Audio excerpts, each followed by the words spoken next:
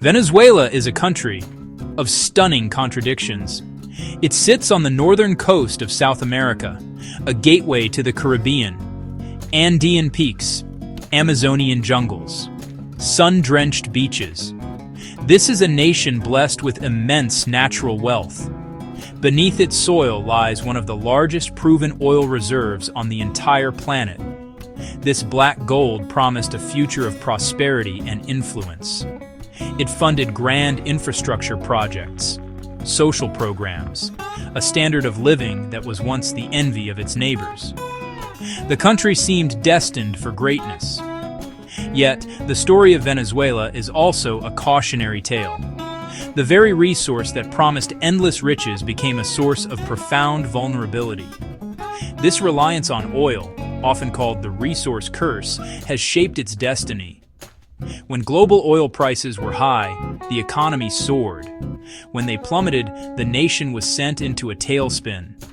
This boom and bust cycle has defined Venezuelan history for generations. It created a fragile economic structure, highly susceptible to shocks and mismanagement. The promise of oil wealth often masked deep-seated structural problems. The political landscape is just as complex and full of contrasts. After 1958, Venezuela was a beacon of democracy. It boasted a stable two-party system, a relatively free press. That stability gave way to a dramatic political transformation. The rise of Hugo Chavez marked the beginning of the Bolivarian Revolution. The movement promised to empower the poor and break with the old political order. It redrew the lines of power in the country. Today, the political system is a subject of intense debate. The formal structure remains a federal presidential republic, but many describe the government as increasingly authoritarian. Democratic institutions have been weakened, power concentrated in the executive branch. Elections are held, but legitimacy is often questioned. Polarization divides the nation, making consensus difficult. This mix of wealth and weakness, of promise and peril, is central to understanding Venezuela's path. Beyond the headlines about oil and politics lies a deeply human story. It is the story of the Venezuelan people and their struggle for survival. In recent years, the nation has been gripped by a severe economic collapse. This was not a gradual decline, but a catastrophic implosion. That led to one of the worst hyperinflation episodes in modern history. The currency, the bolivar, became nearly worthless. Savings were wiped out overnight. Prices of basic goods skyrocketed daily. Bread, milk, pushing simple necessities out of reach for millions of families. The consequences for daily life were devastating. Shortages of food, shortages of medicine, empty grocery shelves, long queues outside supermarkets. Families began to skip meals. Child malnutrition rose alarmingly. The public health system crumbled. Hospitals lacked antibiotics. Hospitals lacked syringes. Hospitals lacked running water. Doctors and nurses left the country in droves. Hospitals left with skeletal staff. One of the largest recent mass migrations in the Western Hemisphere followed. Economic hardship, political repression, lack of future prospects. Millions decided to leave. Perilous journeys, often on foot. Colombia, Brazil, Peru, not just laborers, teachers, engineers, doctors, artists, an entire generation displaced. Families fractured, vital human capital drained. The social fabric has been stretched to its breaking point. Extreme poverty became widespread. Inequality deepened. A small, well-connected elite still accessed dollars and imported goods, stark contrast with daily struggles of the majority. Despite reports of nominal stabilization, life remains a daily battle, affording basics, finding medical care. Maintaining a sense of hope continues to define the human experience in this troubled land. Understanding Venezuela's complex situation is more important today than ever before. Its story isn't just local or regional. It has global implications. Venezuela is a case study in the dangers of a resource-dependent economy. A nation with immense natural wealth can still fall into poverty and chaos. Resource curse, political mismanagement, institutional decay. Many countries that export one commodity can learn from this. Insights for governance, economic diversification, sustainable development. The humanitarian crisis has created regional shockwaves. Millions have fled, a mass exodus straining neighboring countries. Social services, economies, political stability, all tested. This is a hemispheric challenge needing international cooperation and coordination. Millions of displaced people's well-being and regional stability are at stake. What happens inside Venezuela spills across borders. Venezuela's geostrategic importance cannot be overstated. As a major energy player, its stability affects oil prices and energy security. Sanctions from the US and others complicate oil flows and diplomacy. Alliances with Russia, China, and tension with the United States make Venezuela a geopolitical focal point. Its future will influence the balance of power across the hemisphere. This series will unpack Venezuela's layers. We'll explore its geography and its people. We'll delve into its history. We'll examine its political system, its collapsed economy, and human impact. Our goal, beyond simple narratives, a data-driven look at the forces shaping Venezuela. Why did a country with so much promise fall so far? What does its path forward look like? Those are the questions we'll answer. Venezuela is strategically positioned on the northern coast of South America, a prime location that grants it extensive coastlines. Caribbean Sea, Atlantic Ocean. Venezuela shares long, often porous borders with three key neighbors. To the west lies Colombia. To the south is Brazil. To the east is Guyana, a border defined by a long-standing territorial dispute over the resource-rich Essequibo region. The country's topography is remarkably varied. In the northwest, the mighty Andes Mountains extend into Venezuela. Moving eastward, the mountains give way to the Maracaibo lowlands. Central Venezuela is dominated by the Llanos. Further south and east, the landscape transforms into the Guiana highlands. Beyond the mainland, Venezuela's sovereignty extends to islands and archipelagos in the Caribbean. Margarita Island, the Los Roques Archipelago. Venezuela's climate is as varied as its topography, largely determined by altitude, not seasonal temperature changes, Being located entirely within the tropics, the country generally experiences warm temperatures year-round, dry season from December to April, and a wet season from May to November. The capital city, Caracas, is situated in a valley, which provides it with a much more temperate and pleasant climate, often described as a land of eternal spring.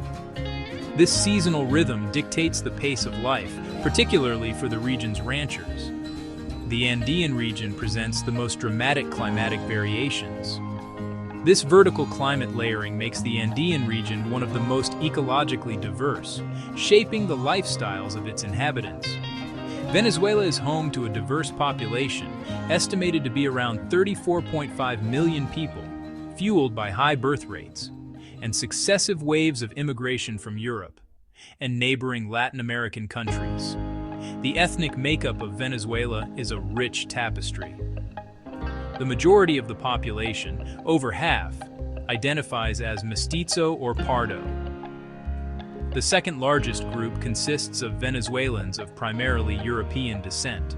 Afro-Venezuelans, indigenous peoples.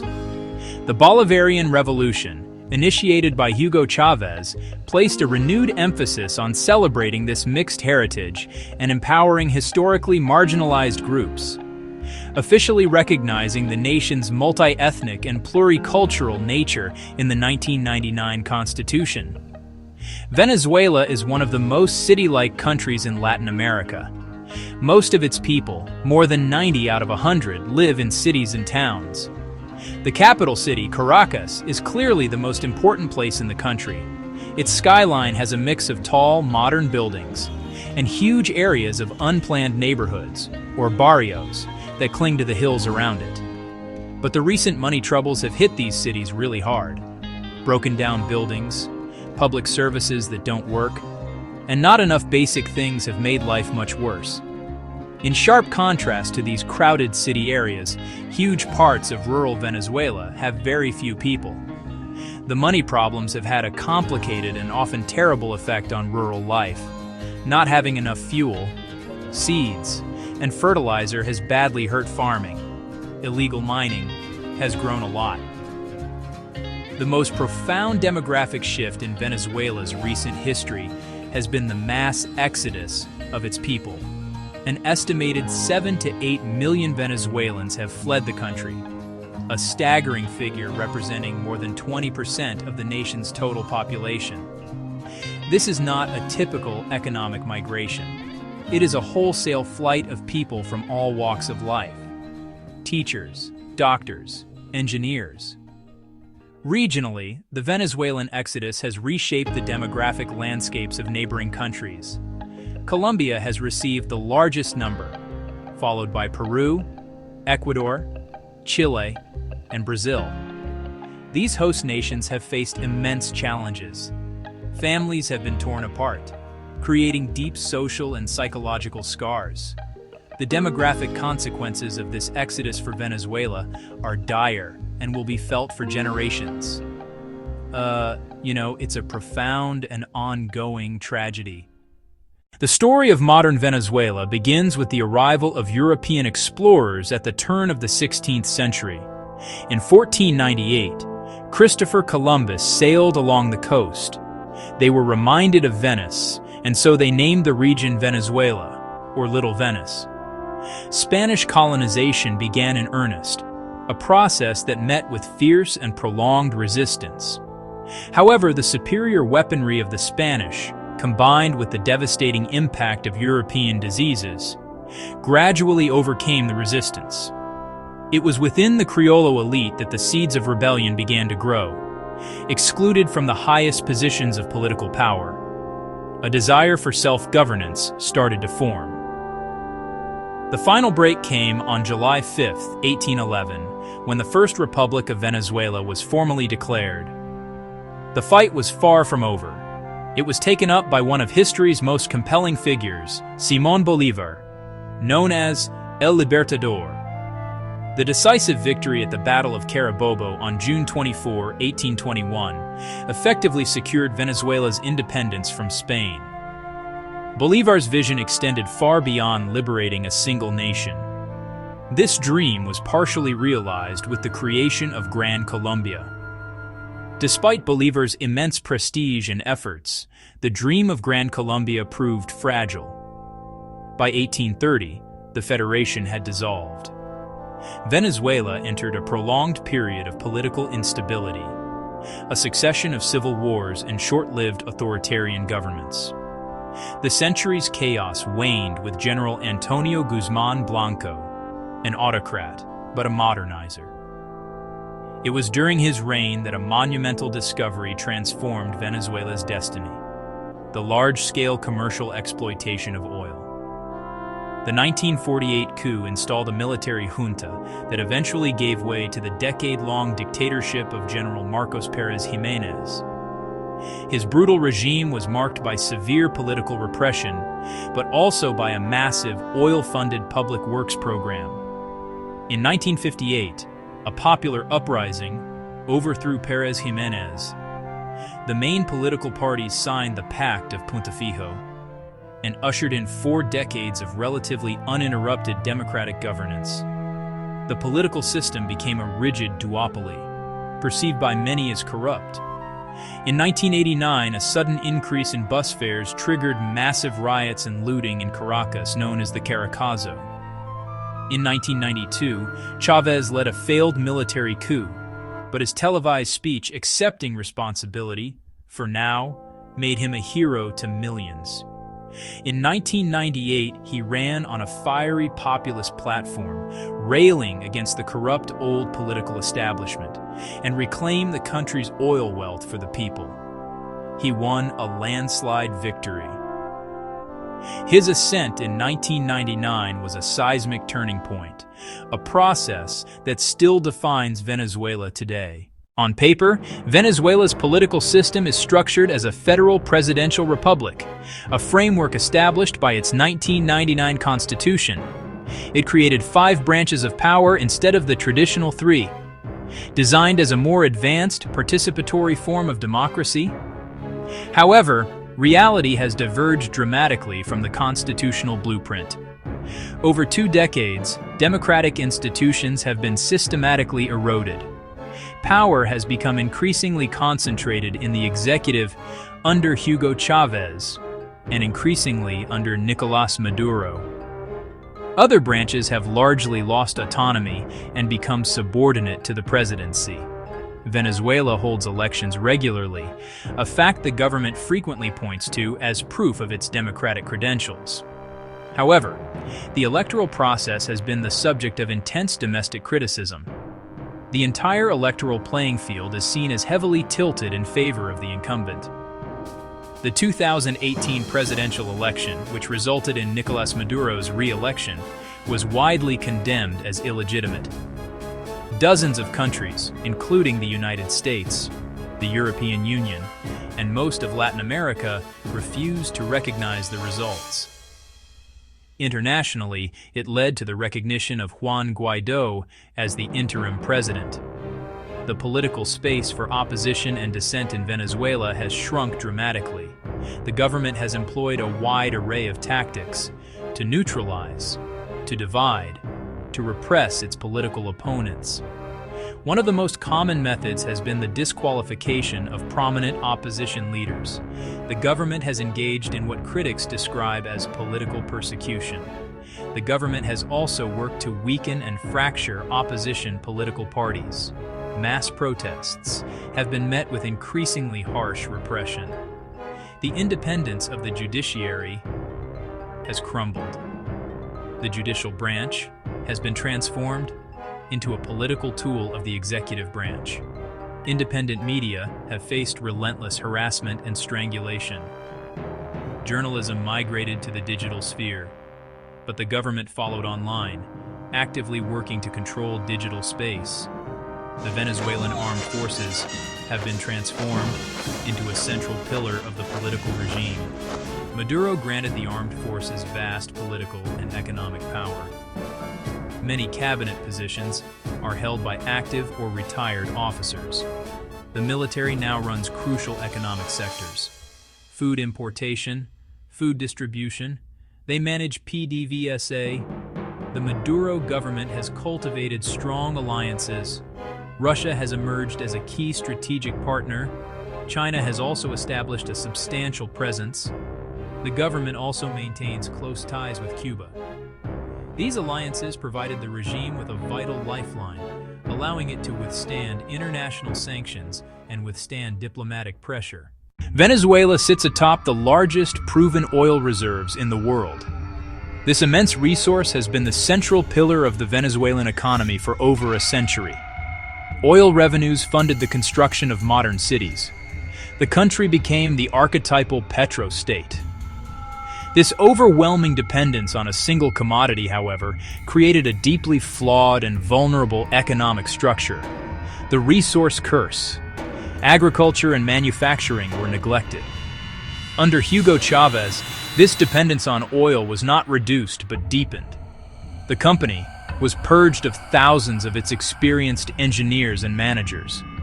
They were replaced by political loyalists. The house of cards built on high oil prices came crashing down in mid-2014, a sharp and sustained plunge in the global price of crude oil. These policies, combined with the lack of foreign currency to pay for imports, created a perfect storm for widespread shortages. The shelves of supermarkets and pharmacies across the country emptied out. The gross domestic product contracted by more than 75% between 2014 and 2020. One of the largest economic collapses outside of wartime in modern history. To cover its massive budget deficit, the government resorted to printing money on an unprecedented scale. Prices began to rise at an accelerating rate. At its peak in 2018, The annual inflation rate was estimated to be over 1,000,000%. The government responded by repeatedly redenominating the currency, lopping zeros off the believer. In a decade, a total of 14 zeros were removed from the currency. Bartering became common, with people trading goods and services directly to avoid using the worthless currency. The government and PDVSA had borrowed heavily.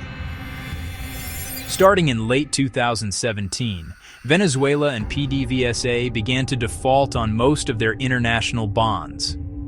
The economic crisis was further complicated and deepened by the imposition of international sanctions, primarily by the U.S.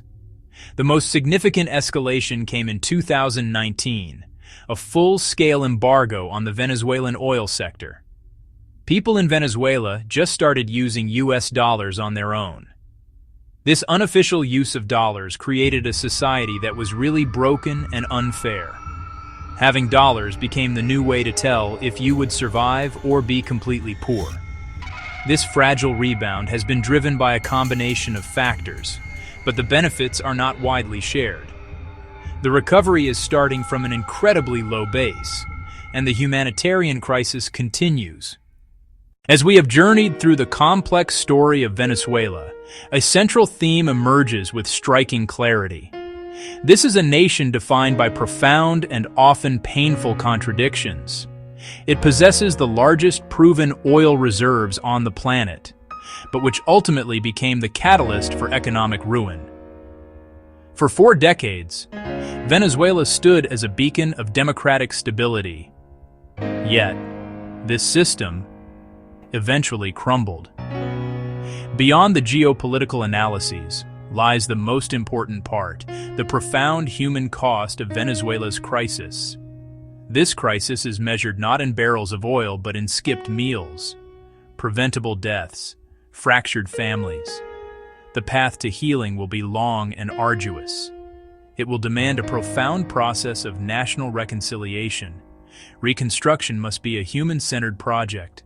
Every child with enough to eat, rebuilding hospitals, reuniting families. The story of Venezuela is not just a remote issue. Its future matters profoundly to the region and to the world. It demonstrates the immense risks faced by resource-dependent economies. The stability of the entire Latin American and Caribbean region is intrinsically linked to Venezuela's fate. It remains a pivotal player in global energy markets. The challenges are immense, but the resilience of its people provides a glimmer of hope. The quest of the Venezuelan people for a better future concerns us all. It is a human drama whose final chapter has yet to be written, and whose outcome will have consequences that ripple across the globe.